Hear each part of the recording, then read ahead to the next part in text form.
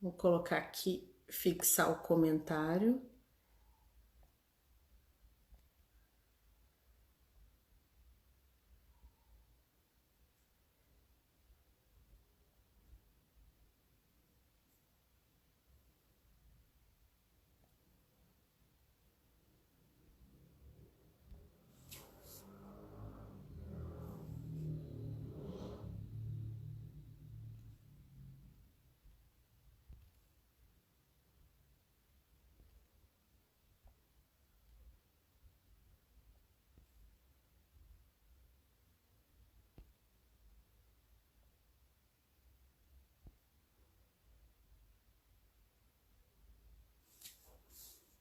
Oiê!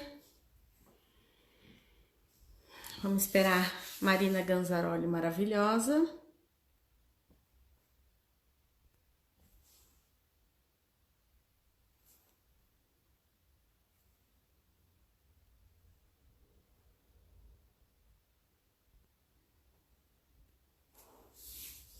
Oiê!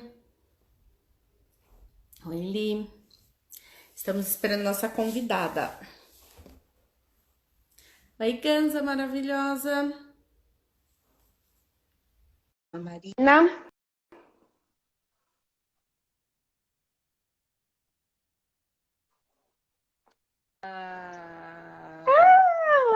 Tudo bem? Sua maravilhosa, eu tô bem. E você, como é que você tá?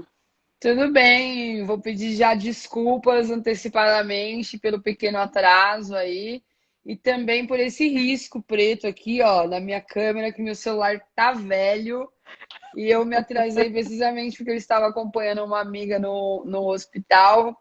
Tá tudo bem com ela, graças a Que Deus. bom. Mas, e aí foi uma maior correria aqui, não consegui me trocar. Tô com roupa de Ganzaroli não jurídica, Ganzaroli sapatão mesmo, normal. Que bom. Aqui, aqui vive a vida civil. E aí tive que fazer no celular, porque não tenho carregador aqui pro meu iPad, então peço desculpas aí pelo risco preto aí na imagem. Obrigada pelo Você, convite, querida, que saudades.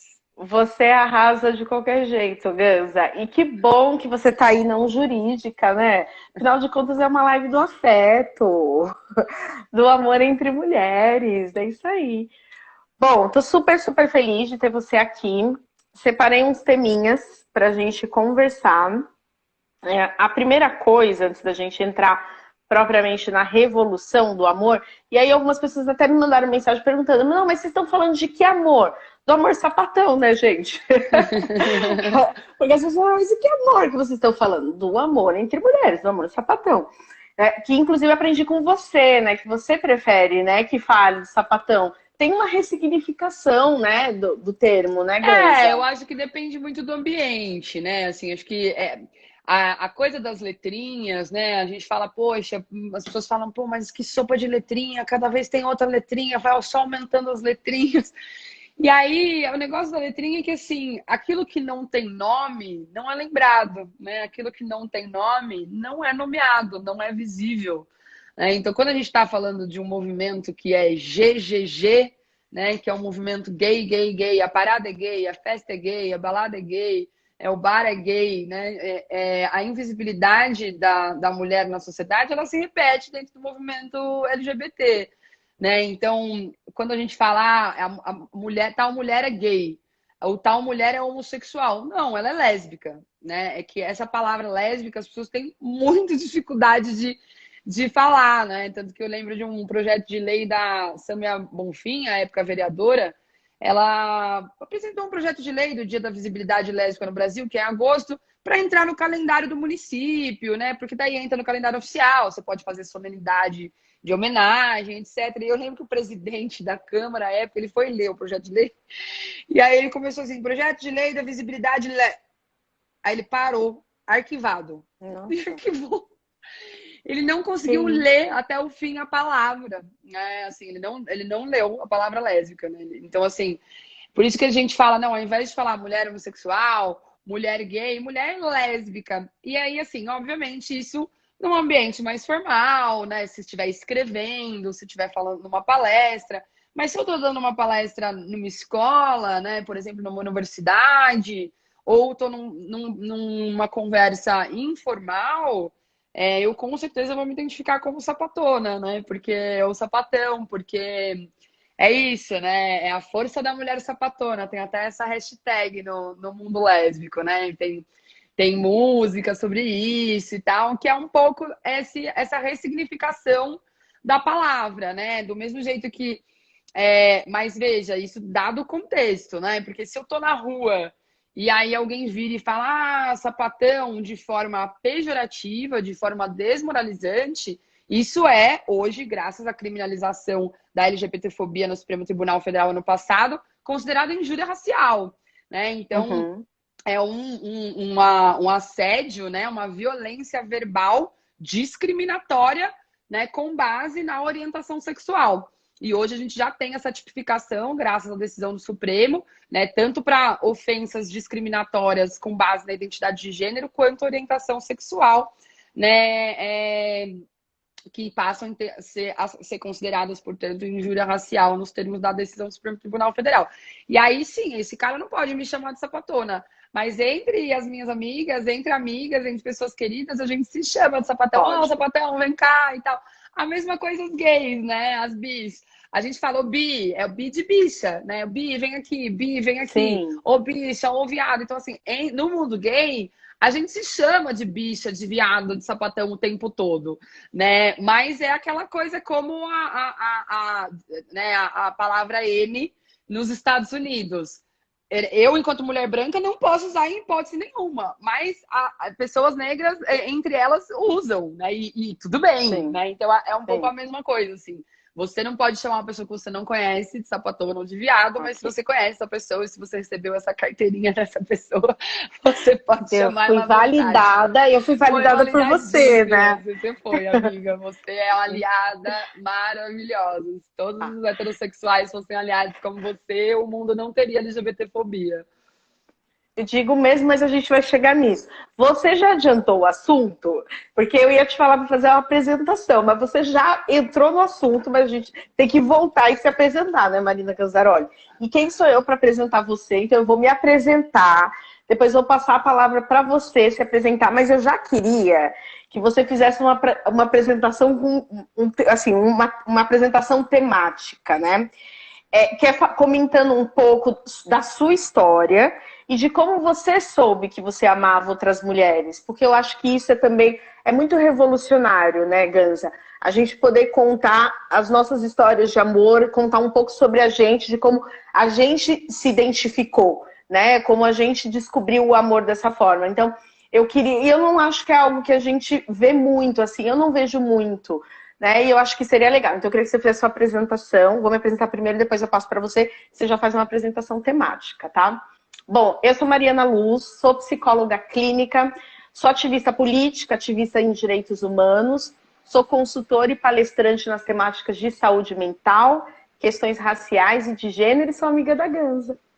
Então, muito feliz de estar aqui. Eu me sinto muito honrada de estar com você. Eu sei que sua agenda é insana e eu queria só te agradecer. Imagina, obrigada a você, amiga, por ter entrado na minha vida. A gente se diverte muito quando a gente está trabalhando juntas, quando a gente não está trabalhando também. A honra é completamente toda minha pelo convite, eu fiquei super feliz. Eu morri de amores pela arte que você fez dessa live. Que coisa fofa. Todas as minhas amigas comentaram, falaram assim, a Mari é muito fofa, que arte fofa. E realmente é muito, muito afeto mesmo.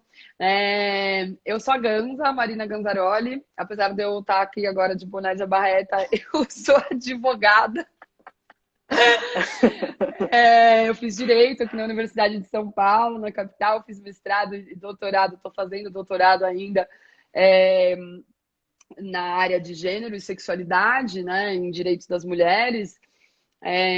Eu estou conselheira titular do Conselho Estadual da OAB, que é o maior do Brasil, né? A maior OAB do Brasil. Temos quase 400 mil advogados no estado de São Paulo, 320 mil ativos, são 200 conselheiros, e eu sou uma das mais jovens e a única lésbica assumida, né, nessa organização que é a a Ordem dos Advogados do Brasil, São Paulo, e estou presidenta também da Comissão da Diversidade Sexual e de Gênero da OAB São Paulo. E na faculdade, aí indo um pouco na sua pergunta, né?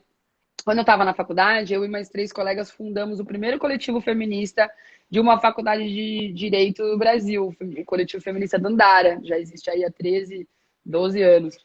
E a gente começou, então, a estudar gênero, né? Todo mundo chamava a gente de doida, vocês estão feminismo. O feminismo ainda naquela época não estava pop, né? Como ele é hoje. Então, as pessoas, mesmo os colegas do movimento estudantil, né, perguntavam por que vocês estão fazendo isso. Colegas, mulheres e homens, né? Para que isso? Para que estudar isso? Não precisa mais disso. Estamos aqui, a pauta da esquerda unificada. Enfim, a gente não muito, né? Na verdade, a gente acha que precisa sim desse espaço auto-organizado em que a gente possa trocar, né? Sem essa opressão sexista, sem né, tentar problematizar essa estrutura de poder que é o gênero, né? E essa desigualdade de poder que existe entre homens e mulheres. Um pouco mais de forma teórica e acadêmica, e começamos a ler, né, Simone de Beauvoir, começamos do começo, né, primeiro ano de faculdade, segundo ano de faculdade, e aí foi ali que a gente começou, eu comecei a atender vítimas, né, de violência sexual, de violência doméstica, mulheres e LGBTs, e venho atendendo voluntariamente sobreviventes de violência já há 12 anos, né, então... E aí, depois de me formada, fui uma das fundadoras da Defende, da Rede Feminista de Juristas, e continuamos nesse trabalho de litigância estratégica, de atendimento também voluntário, mas também de articulação política, organização política. Por que eu estou contando isso? Não só para dizer um pouco o que eu faço e quem eu sou, mas essa história de formação e desenvolvimento político, ela é intrinsecamente ligada ao meu movimento de sair do armário. Porque a partir do momento em que eu passo a me empoderar dos argumentos que explicam o porquê eu sofro aquela discriminação, eu começo a entender melhor da onde vem aquele privilégio, né? E por que é colocado como um comportamento fora do padrão ou desviante, aquele que eu acho que tá ok. Né? Então, a verdade é que ninguém descobre, né, que é LGBT. A pessoa é LGBT, ela nasceu assim. Mas a sociedade nos permite se descobrir em algum momento. O seu desenvolvimento, né? A sociedade não permite, né? O seu desenvolvimento que te permite em algum momento romper com isso e sair do armário. Então, eu saio do armário mais ou menos nesse período, assim, mais ou menos um ano depois de ter começado a ler e entender, né, um pouco mais sobre gênero, sobre sexualidade, eu falo, bom, mas é isso aqui, é exatamente esse. Meu problema sempre foi, agora eu entendi o que está acontecendo. Né? Então foi esse processo de muito menos acadêmico, né? Falei mais de lei e tal, de estudos de gênero, mas muito mais político, né? De organizar-se politicamente entre mulheres, com outras mulheres que, no caso, eram todas heterossexuais, são, né? Elas estão vivas, graças a Deus, são maravilhosas. Inclusive trabalham também com temas correlatos, muito queridas. E tá entre mulheres para discutir a mulheridade, né? Para discutir o que é ser mulher, né? Nesse padrão colocado pela sociedade e também no padrão não colocado, né? Porque a gente tem um padrão de feminilidade, de mulheridade que é muito pautado e constrito pela ideia majoritária, né, ou hegemônica do que é o feminino e do que é o masculino, né? E a gente, graças aos estudos de gênero e mais recentemente, década de 80, os estudos queer, né, os estudos de sexualidade, a gente passa a compreender, então, que não só o gênero é uma construção social, né? A gente aprende a ser mulher, a gente aprende a ser homem, a gente não nasce, né? Já aprende a gesticular, a falar, a se portar enquanto feminino, enquanto masculino. E o sexo também é cultural, né? A construção, né, de que existe um genital ideal do masculino ou ideal do feminino é uma construção do discurso médico, do discurso psiquiátrico, do discurso da biologia, né? Que são construções culturais, né? Querendo ou não, não é a sociedade que constrói isso. Então, quando você pensa que tem 1,4% da população de pessoas intersexo, né, que tem uma genitália que transita entre o pênis e a vagina, e são pessoas que nasceram assim, né, e que por muitos anos e até hoje são consideradas aberrações da natureza, né, e veja, elas foram feitas assim, né, não é uma deficiência, né, elas foram feitas assim, criadas assim, né, pela natureza ou pelo criador, enfim, dependendo da sua fé, né, elas vieram ao mundo assim, são perfeitas assim, né, mas não, aí vem a medicina e fala não, ou você é um ou você é o outro, né, e aí vem essa binariedade, né, esse binarismo que coloca tudo que está fora desse considerado padrão super fechado, hermético do feminino e do masculino como desviante ou como aberração. E aí, todas essas identidades, né? Não só as identidades de gênero, sejam pessoas intersexo ou pessoas trans, né? Sejam homens trans, mulheres trans ou travestis, né? Que trazem precisamente essa compreensão de que o sexo, não só o gênero, também é uma construção cultural, né? Como a gente descreve, né, o órgão masculino, o feminino como uma inversão do masculino, né? Esse discurso ele foi construído nessas ciências, né? E quem disse, né? Por que o padrão é o masculino e o feminino é o que completa, né, o masculino? Então, assim, tudo isso são construções culturais, né? Poderia ser diferente, ou é diferente em outras civilizações, né, em outras sociedades. Então, a antropologia, os estudos antropológicos mostram isso, né, de forma vasta. Então, como é isso, né? Como você nasce nesse padrão, né? E a gente aprende, né? A gente tem essa visão fechada do que é a feminilidade ou a masculinidade. E aí, quando você tem uma pessoa que é identificada como homem, mas tem um comportamento que a gente considera feminino, a sexualidade dessa pessoa é questionada, né? A mesma coisa. Então, quando a gente está falando, né, de opressões e privilégios, óbvio, um homem gay, cis, branco, ele sofre discriminação por ser homem gay? Com certeza. Mas o fato dele ser branco, o fato dele ser homem, e se ele for um homem gay masculino, considerado com comportamento masculino, ele tem uma passabilidade muito grande. Então, ele não sofre essa violência, né? Ou ele sofre menos essa violência. E aí, aqui é muito importante que a gente não está colocando uma hierarquia, degrauzinhos de privilégios e opressões. Esses privilégios e opressões estão entrecruzados. E aí é precisamente que, quando você tem uma mulher lésbica, preta, masculina, como a Luana Barbosa, essa é a mulher que vai ser vítima do Estado, né, da violência policial, como foi em Ribeirão Preto, caso de lesbocídio cometido pelo Estado, até hoje não solucionado, né, os culpados não foram condenados, não foram, né, existe uma constante desistência das testemunhas de participarem do processo, né, então poderia se supor que elas podem estar sendo coagidas de alguma forma, né, muito provavelmente.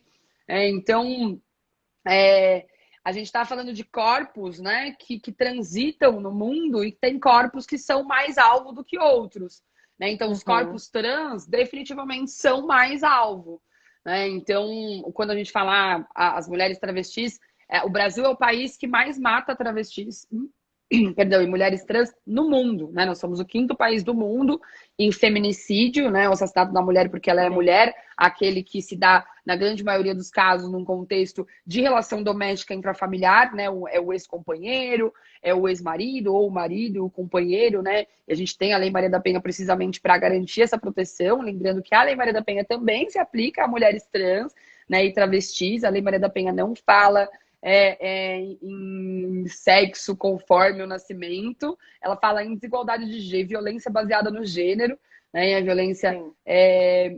que mulheres travestis, inclusive homens trans também, podem sofrer dependendo, né, da situação. Ela é baseada no gênero, né, e pode se aplicar à Lei Maria da Penha. Então, a gente é o quinto dos países do mundo em feminicídio, mas o primeiro em assassinato de mulheres trans, né, em trans feminicídio. E isso é muito grave, algo que a gente não deve ter orgulho, né, vamos dizer assim, nem um pouco desse ranking, né.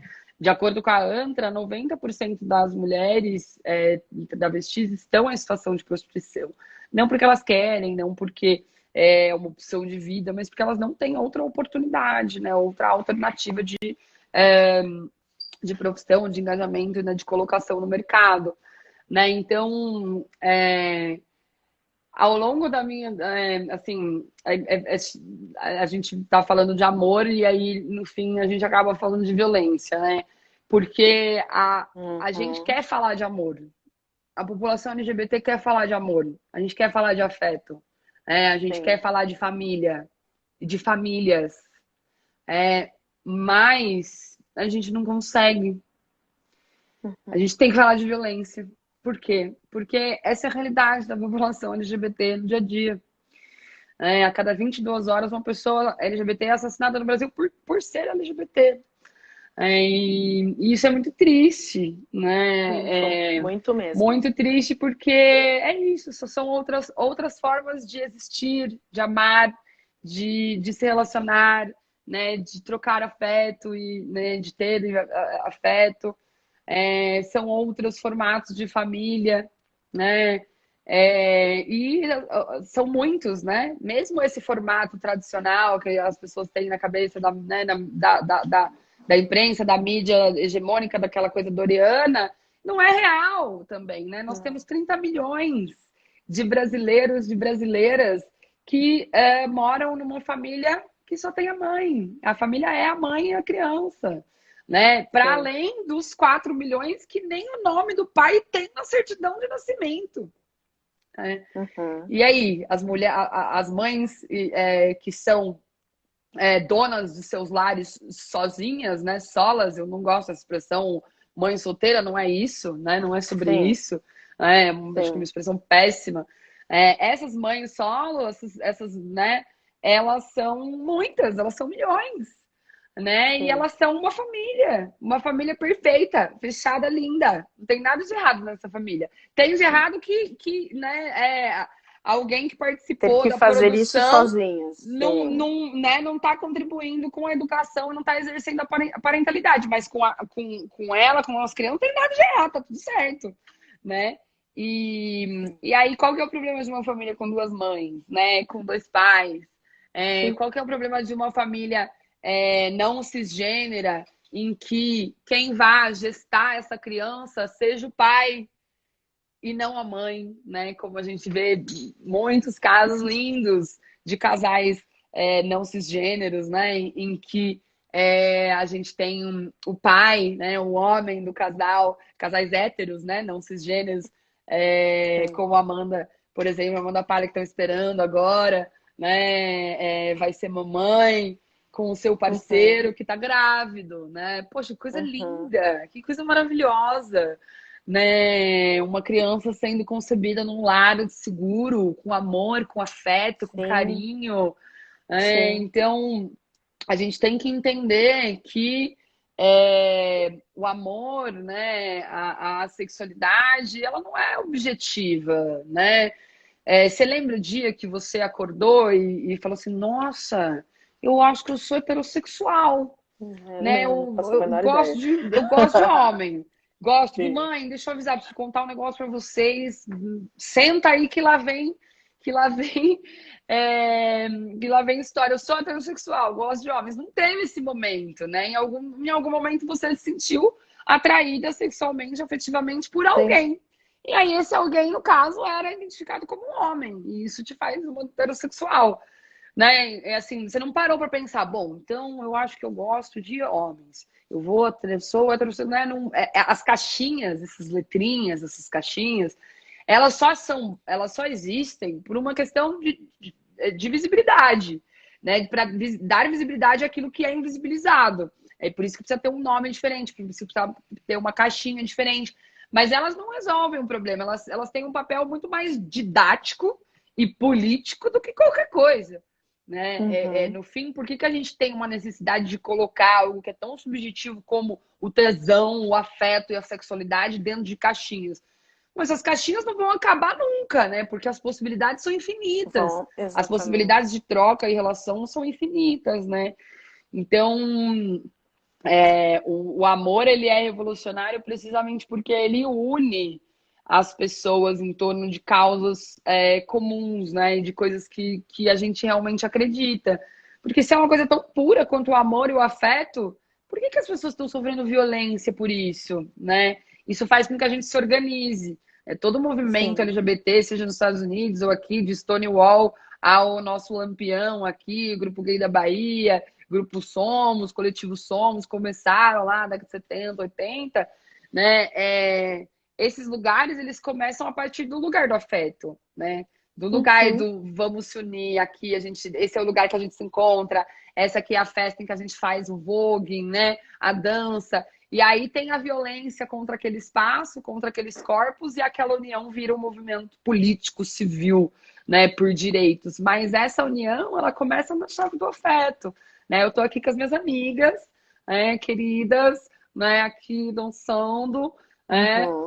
Rebolando no chão, que nem a Anitta. E aí, desse lugar, vem a organização política, porque você tem ali os jovens gays, afeminados, dançando Anitta, eles estão ali de boa, né? Se amando e trocando afetos enquanto amigos, enquanto namoradinhos, e aí vem, né, uma violência contra esses jovens. Né? Então, essa organização, ela vem ela começa no amor, mas ela é movida, infelizmente, pelo ódio. Né? E não o ódio, nosso ódio, o ódio das outras pessoas contra nós. Né? Então, assim, você tá de boa ali, suave com a sua esposa, não tá fazendo nada de mal para ninguém, né? Tá corretíssimo, não tá cometendo nenhum crime, não tá, né? Tá ali pagando seus impostos. E do nada você leva um soco na cara, uma lampadada na cabeça, né? Simplesmente por ser um corpo dissidente, simplesmente por ter uma sexualidade considerada dissidente. E aí, por isso que o amor entre mulheres, para mim, é revolucionário, porque ele é a fonte do meu poder. Se não fosse o amor entre mulheres, eu não estaria onde eu estou hoje. E eu não encontraria força para continuar lutando pelo que me parece bastante óbvio, que é respeitar o outro ou a outra, no limite daquilo que você quer que seja respeitado para você, né? Então, por isso que eu acho que o amor entre mulheres é revolucionário, porque ele me dá essa força, assim. Sim. Mas eu falei muito, eu também ia falar aqui. Não, você respondeu, tipo, 4 perguntas de uma vez. Gente, o que faz com o marido da Ganzaroli? Ela não deixa a gente fazer as perguntas, mas tudo bem que eu já pensei em mais outras. Enquanto eu estava falando. Eu queria só fazer uns comentários de algumas coisas que você trouxe, Ganza. Primeiro que quando eu fui escrever, e eu acho que é importante a gente falar isso para quem é, né, cis e hétero, eu sou cis e hétero, quando eu fui escrever, o que eu queria perguntar, eu apagava 20 milhões de vezes. Eu escrevi e falava, não, isso aqui acho que é LGBTfóbico. Aí você risca. Aí você fala, não, isso aqui... Não, mas por que eu vou perguntar isso aqui? Eu não perguntaria isso para uma pessoa cis? Não, isso aqui não tem nada a ver. Aí você risca. E é nisso que a gente percebe que por mais que a gente seja aliado, né, aliada, quanto da LGBTfobia tem em nós, né? E é muito triste, né? Eu fiquei tão chateada, porque eu falei, mas gente, eu tento me desconstruir o tempo todo, mas a sociedade é muito heteronormativa, que é isso, assim, né? Então a primeira pergunta já é, mas como você soube, né? Mas é isso, qual é o sentido, né? Porque a gente olha para alguém e sente, né, o tesão, e é assim que você sabe. Né? Não precisa ser uma grande descoberta, uma grande... Né? Não se trata disso. E aí eu vejo que a heteronormatividade, como conservadorismo, eu tenho uma teoria pessoal, né? Eu não sou pesquisadora, mas eu tenho uma teoria, achismo da minha própria cabeça. que eu vejo que o conservadorismo, embora seja um modo de estar no mundo, ele é um modo muito limitador em si próprio. Porque algumas coisas que o conservadorismo pauta não contempla todas as pessoas. Nada contempla, né, obviamente. Mas eu vejo que o conservadorismo ele tem um pouco disso, assim, né? Você não pode existir, né? E eu, por muito tempo, fui muito conservadora, né? Você sabe, Gans. Então, essa coisa de que tal grupo não pode existir. Tá errado, né? Que é um pouco do que você vai contando. Eu achei tão bonito você falando, principalmente sobre as famílias. Eu ia contar isso, né? De que a gente começa falando do amor, mas a gente passa pela violência, e isso é muito duro, né? E das famílias funcionais, né? A psicologia tem uma coisa dessa. As pessoas levantam isso. O que é uma família tradicional, né? A psicologia fala das famílias funcionais, na real, que é isso, assim. Pai, mãe e filhinhos e, né, numa mesinha com um cachorrinho, não significa que essa família funcione. E não só pelas estatísticas, mas também pelas histórias das pessoas que entram no consultório, né, Ganza? Que vêm procurar terapia. E que muitas delas são frutos de famílias hétero. E que sofreram porque as famílias não funcionavam, né? Não eram funcionais para aquela pessoa por uma série de coisas. Né? Então, quando você traz isso, que muitas vezes você tem lá a mãe, a avó, né, e a neta e a filha, enfim, na mesma casa, e funciona. A gente gostaria, obviamente, que quem colocou aquela criança no mundo se responsabilizasse, esse seria o ideal, mas aquela família pode funcionar do mesmo jeito que duas mães, dois pais, uma mãe e um pai, só uma mãe, e vários arranjos, né? Então eu achei muito legal que você trouxe várias coisas, respondeu 500 perguntas em uma só, né? Mas tá bom, a gente segue adiante. E eu quero falar mais de amor. Dessa expressão da família funcional, da psicologia. Família Que horrível. funcional, Família que é o que funciona, né? Porque o que funciona para você, às vezes não funciona para o outro, que tá tudo certo, né? Então, que é isso, né? O que faz aquilo ser funcional, um organismo, né? Que dê ali o que aquela criança precisa, né? Então, tem sim essa expressão. Mas deixa eu te falar, vamos falar mais de amor. Mas eu quero falar mais de você, Ganza, que eu tô aqui porque eu quero saber mais de você. E aí eu sempre fiquei curiosa, porque no seu perfil você escreve sapatona convicta e lésbica futurista. Eu queria saber por quê. Principalmente o sapatona convicta, que você já deixou bem, né? Bem explicado pra gente. A gente entendeu, a gente amou. E é só se vocês tiverem carteirinha. Eu tenho, gente. Apesar de me deparar com as minhas LGBTfobias, né? E lutando contra elas, mas eu já tenho carteirinha. Então, se vocês tiverem, vocês podem. Mas eu quero saber por que lésbica futurista, Ganza? Olha, amiga, você vai ganhar mais uma estrelinha na sua carteirinha agora, porque você vai, depois dessa live, buscar essa música. É uma música. É É uma música de uma mulher sapatona e ela fala, é lésbica futurista, sapatona convicta. Eu não vou deixar a inveja me abalar. A letra é mais ou menos assim. É uma música meio eletrônico, meio falada, assim. Essas músicas meio hipster, esquisita, mas o texto é muito engraçado. E uma das coisas que ela fala é precisamente isso, lésbica futurista, sapatona convicta. Então virou meio que um jargão aí do mundo lésbico, do mundo sapatão. E aí, amiga, achei super legal que você falou isso, porque assim, poxa, eu vejo muito a sua evolução, né, nesse tema, e o quanto a gente troca, e o quanto você aprendeu. E assim, sempre tem mais para aprender. A mesma coisa e o meu letramento racial. Enquanto mulher branca, o meu letramento racial nunca terá fim. Porque eu sou, né, a responsável pela problemática do racismo enquanto pessoa branca, e não as pessoas negras. Né? Não foram elas que criaram o racismo, fomos nós, pessoas brancas.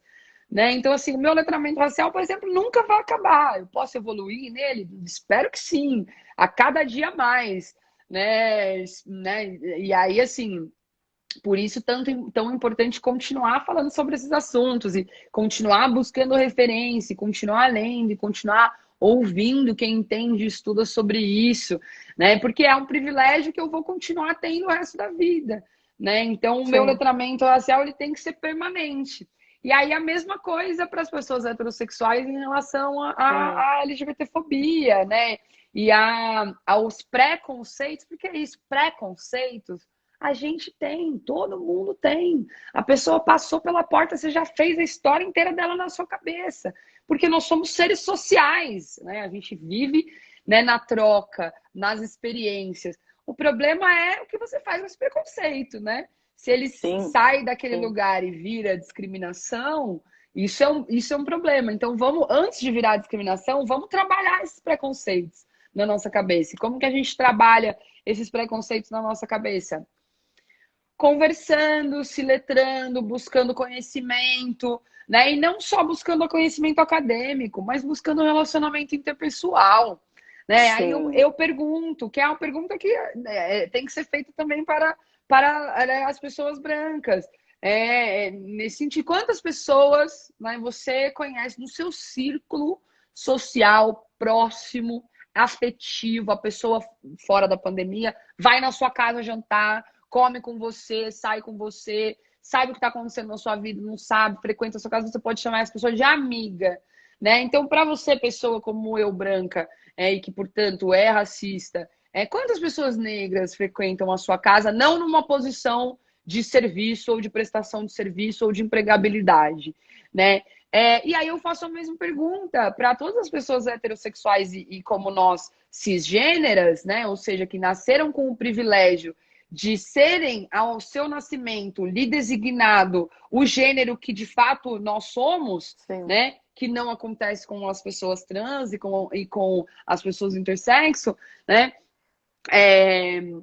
Nós que temos esse privilégio, eu lhes pergunto, quantas pessoas travestis, quantas mulheres travestis, pessoas trans, você cumprimenta com um beijinho? Você cumprimentou com um beijinho no ano passado. Você falou, oi, amiga, tudo bom? Não precisa nem ter levado ela na sua casa. Vou até ser mais flexível com as travestis. Pra gente dar o primeiro passinho. Cumprimentou com um beijinho no ano passado. Você foi ali... Por quê? Porque não tem no seu trabalho uma travesti. Não tem na sua empresa. Não tem na sua universidade. Então, que dirá dentro da sua casa, né? Então, assim... e aí eu faço essa pergunta, né? Então, onde estão essas pessoas? Porque elas existem, são muitas, né? Então, não só buscar ler sobre a cisgeneridade, entender o privilégio de ser uma pessoa cisgênera, mas buscar conhecer, humanizar pessoas travestis. E como você vai... Pessoas trans e mulheres travestis, homens trans e mulheres trans, né? Como você vai humanizá-las? Conhecendo sua história, ouvindo, né? Criando laços. E aí você, para além de ler também, tem que ler, tem que consumir conteúdo, tem que, né, comprar autoras, né, como Mara Moira e como tantas maravilhosas que escrevem, né, e que tem uma literatura super acessível e pouco acadêmica, né? Ou se quiser uma coisa acadêmica também, vai fazer os cursos da Helena Vieira, né? Mas acho que para além, né, nesse lugar do afeto e do amor, desenvolver relações com pessoas diferentes de você. Nossa, Né? incrível isso. Acho que esse é o primeiro passo para a gente desconstruir os privilégios. Bom, eu preciso melhorar, né? Já entendi que eu preciso melhorar, porque realmente, do meu convívio, pessoas travestis, eu não tenho. Mulheres eu tenho travestis, tá? Eu fiquei falando pessoas travestis, mas eu errei. Travesti mulheres, é sempre okay. mulher, tá? Mulher, e aí verdade, a gente fala pessoas transexuais, homens trans verdade. ou mulheres trans e travestis. Mas a travesti é sempre É mulher, sempre tá, mulher, gente? é verdade. Não existe o travesti. Já vamos aprender aqui isso agora, não vamos mais cometer esse erro. É a travesti, é sempre a travesti. A travesti é feminino. Sim. Tá, mulher travesti no meu convívio não. Mulheres lésbicas, várias, tenho grandes amigas, inclusive, várias amigas, né? Mas mulheres travestis realmente não, então precisamos melhorar. Tem uma pergunta da minha mãe, que eu falei pra ela, vou fazer... Ai, sua mãe é maravilhosa, gente. Vocês conhecem a mãe A minha mãe doutora a minha Mariana mãe Luz? Gente, que mulher, sério. Ela é incrível, incrível, maravilhosa, inspiração, diva, deusa. Aí ela vai ficar feliz, que ela tá cheia Mas ela é demais, ela é demais. Ela Inclusive, falei dela hoje, viu? Que essa minha amiga que eu estava levando ao hospital, né? Perguntou com quem que era lá, e eu falei com a Mari. Ela, ai, não acredito. Ai, eu amo a mãe dela é maravilhosa. É verdade. Tem uma pergunta dela. Eu até fiquei pensando aqui, Gans, se eu falar alguma coisa errada, você me corrige. Eu fiquei pensando, Não, como eu você vou também. perguntar isso? Enfim, minha mãe, né? Mas assim, minha mãe me deu a vida, gente. Então eu tenho que perguntar, fazer a pergunta da minha mãe, não posso deixar de não fazer. Que a minha mãe, porque o que acontece? Minha família, ela sempre foi uma família, vamos contextualizar, né? Minha família sempre foi uma família mais conservadora, porque era uma família muito católica, né? As pessoas ainda são. Eu não sou uma pessoa que vou mais na igreja, mas eu sei que sim, o catolicismo é algo que eu acredito, que eu gosto, mas hoje não vou mais à igreja. Minha família, ela continua sendo, né, indo à igreja e tudo mais. Bom, quando a gente podia sair de casa, né? Agora ninguém tá indo em lugar nenhum, mas enfim. Quando eu comecei essa minha mudança, há alguns anos atrás, né? Foi até um dos motivos que eu deixei de ir à igreja, foi justamente por conta da causa LGBT, porque eu falei, não, se eu tô num lugar onde não aceito todas as pessoas, não faz mais sentido para mim. Então eu deixei de ir à igreja por isso, mesmo gostando da igreja católica. Sim. E eu sempre Não que você conversei deixou muito. de ir pra igreja, tá? Mas que você pensou que se Não, é uma coisa que não prega o amor a outras pessoas, não é uma coisa legal, tá? O sim, coraçãozinho pra essa eu não parte. quero isso, exatamente. E eu sempre troquei muito com a minha mãe, né? E aí minha mãe falava pra mim, nossa, é engraçado, eu sou conservadora, mas eu sempre tive mesmo amigos gays. Minha mãe tinha muitos amigos gays por ser da área da educação, e eles vinham muito à minha casa, eles vinham jantar, eles frequentavam, eu realmente desde pequena, né? Sempre a gente, né, circularam pessoas LGBTs pela minha casa. E a pergunta dela é o seguinte: ela tem algumas amigas, às vezes, que têm filhos LGBTs e que não sabem como lidar, né? Acho que a palavra aceitar não é uma palavra legal, mas que não conseguem muito bem lidar. E ela falou: pergunta para Ganza, que conselho a gente pode dar para essas famílias que ficam quebrando porque descobrem que alguém é LGBT e as pessoas se separam, e as pessoas deixam de falar, né? Não sei se eu fiz uma pergunta, mas enfim, Deus que Não, me a pergunta é corrige em qualquer ótima. coisa. É assim, essa pergunta é boa porque ela tem duas linhas de resposta. Aí você avalia aí, você que está assistindo, qual que é o grau de relação que você tem com essa pessoa Ótimo. e de intimidade. E Ótimo. aí qual linha que você quer seguir. Se você é Ótimo. mais íntima da pessoa, já quer vir assim com o pé no peito mesmo, né? Já pode falar aquelas verdades, super sua amiga, íntima. Aí você fala, amiga, agora eu vou fazer uma intervenção aqui, vou te falar umas verdades. A pergunta é muito simples. Você quer seu filho vivo ou morto? Né? Você prefere ele gay acima da terra ou gay embaixo da terra sem vida? Né? A pergunta é essa. Porque se a gente está falando de um jovem LGBT, né, um pré-adolescente, tô supondo que é uma pessoa muito jovem, porque ela está na residência dos pais ainda, né, não tem a possibilidade de ter uma independência, né, enfim, econômica, né, etc., nem legal, né? Se for um adolescente menor de 18 anos.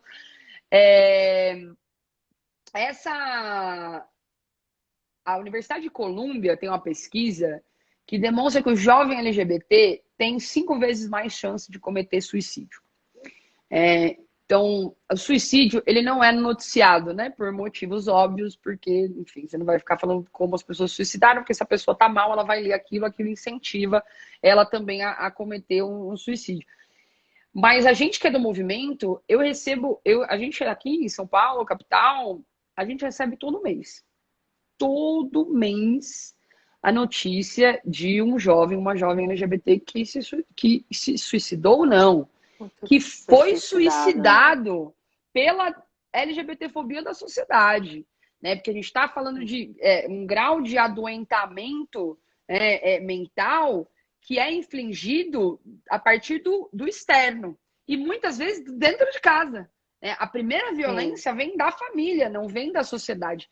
Né? A segunda violência vem da escola. Né? A gente tem uma evasão escolar de LGBTs altíssima, porque essa violência vai acontecer também na escola, e se a escola corrobora essa violência, ou a própria escola comete a violência, né? Não permite que a menina brinque de futebol, jogue futebol, não permite que o menino brinque de casinha, né? E aí depois a gente não entende, né? Porque que os homens não são educados para a parentalidade, né? E as mulheres sim, né? A gente está educando as mulheres para a parentalidade desde que elas nasceram, e os homens estão falando não, isso é coisa de mulher, né? E aí depois a gente vê a dificuldade de envolver, né, esses homens cis, né, no exercício da sua parentalidade, no desenvolvimento da sua paternidade. E aí o cara posta uma foto no Instagram com a criança no colo, paizão, né? E a mulher tá todo dia com a criança no colo o tempo todo, não tem ninguém aplaudindo, né? Porque pra gente já é que é, né, tá naturalizado, né, esse lugar. Então essa violência vem primeiro da família mesmo. Se você tem intimidade com a pessoa, joga real e fala assim, miga, você Ótimo. prefere seu filho morto? Não. Então você vai ter que melhorar. Então você vai ter que melhorar, porque você vai se arrepender profundamente o dia que você perdê-lo. Você perdê-lo, ou você perder a vida dele, ou você perdê-lo, porque você nunca mais, no dia que ele puder sair dessa casa, ele nunca mais vai, né? Vocês vão levar décadas para reatar os laços afetivos. Décadas. Ele já vai estar velhinha, caquética, botando o pé no caixão. E aí ele vai te dar, talvez, o privilégio de te perdoar um pouquinho e reatar a conversa com você, porque você tá lá num fase terminal morrendo. Né? E aí você perdeu a convivência de uma vida inteira com o seu filho. Isso sim, se ele sobreviver. Né? Se ele conseguir, no caso, ficar vivo. Né? Porque essa coisa do suicídio, assim, nos adolescentes, automutilação, muito comum. Violência LGBTfóbica dentro de casa, cometido por pai ou por mãe. Automutilação, crise de pânico, depressão, ideias suicidas, distúrbio alimentar, queda de produtividade, isolamento, perda de cabelo até, né? Já vi casos, né, do estresse, insônia ou excesso de sono, né? O próprio suicídio, crise de choro, né? Então, assim, os sintomas de estresse pós-traumático clássicos, assim, né? Mas nos jovens, principalmente nos jovens trans, automutilação, muito comum. Antes da depressão grave e do suicídio, né? Muito comum, né? A violência, né, do período da puberdade para a população trans é muito intensa, né? Então, a mulher trans vendo os pelos nascerem, né? Aquilo é de uma violência. Eu nunca vou esquecer de uma jovem trans, uma vez num colegial que eu dei palestra, e ela tinha isso aqui tudo queimado. Porque o que ela fazia? Uau. Ela atravessava a rua da escola e comprava um isqueiro na banca. E aí ela ficava se queimando. Porque a dor da automutilação, da queimadura, era menor do que a dor de se olhar no espelho e ver pelos crescendo no rosto. Que ela não... Né? Então, assim,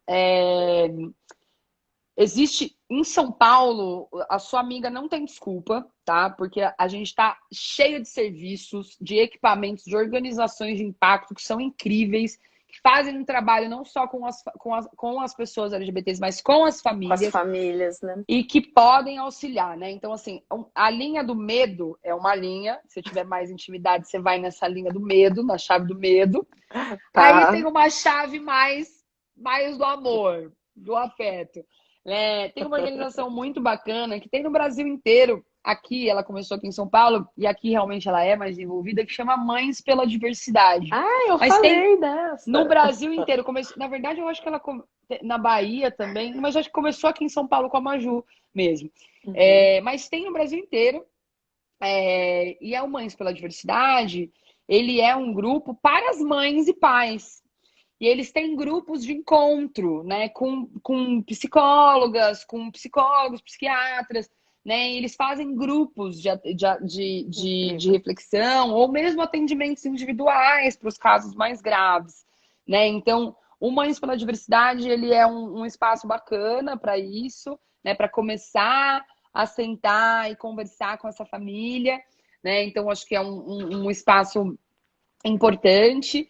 Né? E aí, assim, aqui, né, em São Paulo, a gente tem os 2 dos 3 centros de referência nacionais em hormonoterapia e tratamento psiquiátrico, psicológico para adolescentes trans.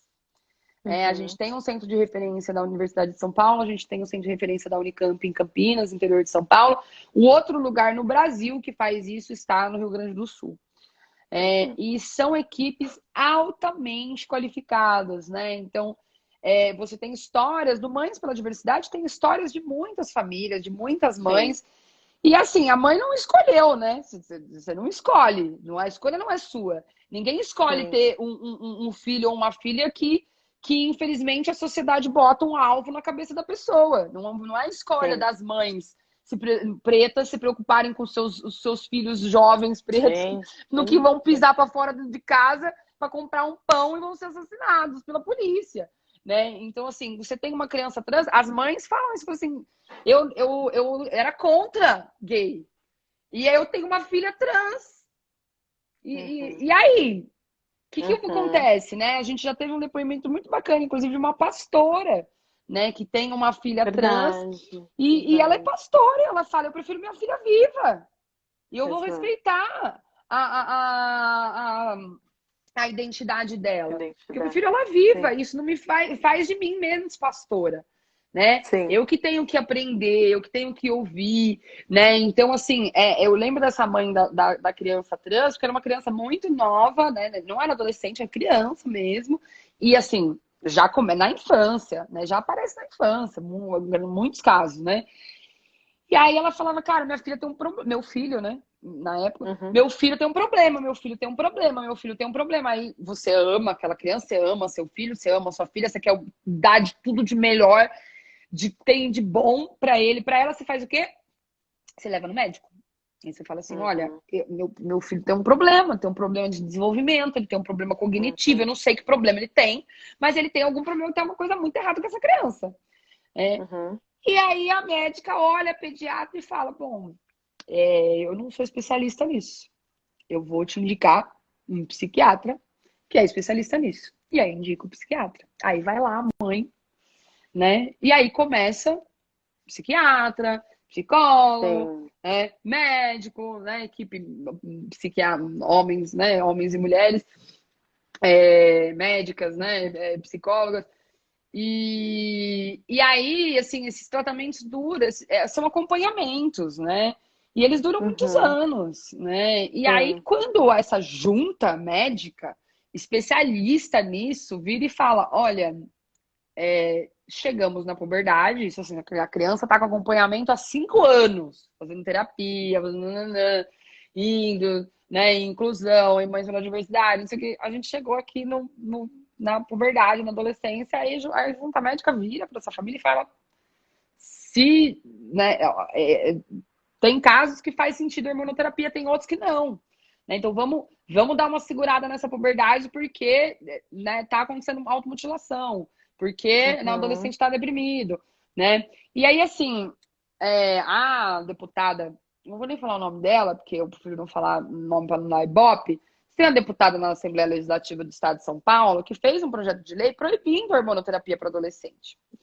Cara, Sim. isso de uma gravidade gigantesca, gigantesca, porque assim, isso é a sentença de morte para essas crianças. Sim. Sim. Porque assim, acredite, esses pais, eles também tiveram muita dificuldade de aceitar, né? E Sim. aí assim, você ter um equipamento que você leva para um grupo de especialistas que orienta, que faz um acompanhamento, é um baita de um privilégio, né? É um privilégio para quem está aqui em São Paulo, para quem está em Campinas, né? Então, podendo, né? Sendo especificamente no caso, né? Que é mais difícil para as famílias, né? No caso de crianças, adolescentes trans, busque os equipamentos, busque quem sabe do que está falando e não achismo, porque é essa diferença entre a É. existência, a vida do seu Sim. filho e da sua filha. Ano passado eu comecei a conversar pelo Instagram com um jovem trans, homem trans, do interior do Rio de Janeiro. Um jovem, ele tinha 17 anos, ele já fez 18. Ele estava, inclusive, no primeiro ano da faculdade de Direito, um jovem negro, periférico. E na época ele tinha trança ainda, né? Ele tinha lace. E quando ele cortou o lace, é, ele apanhou muito dos pais e foi colocado para fora de casa. E aí, assim, um menino de 18 anos trans na rua, né? que vai acontecer com ele, né? Exposto a essa condição de vulnerabilização que tá na rua. Né? Por que 90% das travestis estão na prostituição? Sim. Porque elas não tinham outra alternativa. E aí, essa hipocrisia, né, da homofobia introjetada no Brasil, né? O Brasil é o país que mais mata travestis do mundo e também é o país que mais consome pornografia trans do mundo. Né? Então, inclusive, esse cara que vai assassinar essa travesti, ele faz programa com ela antes. Ele é o cliente dela. Ele vai lá, ele faz o programa, ele paga o programa e ele mata ela. Ele paga não, né? Ele mata ela e vai embora. Né? Então, assim, é um pouco isso, sabe? Eu acho que tem essas duas linhas. Uma linha do afeto, uma linha do... Se você o ama, você vai amar como ele é.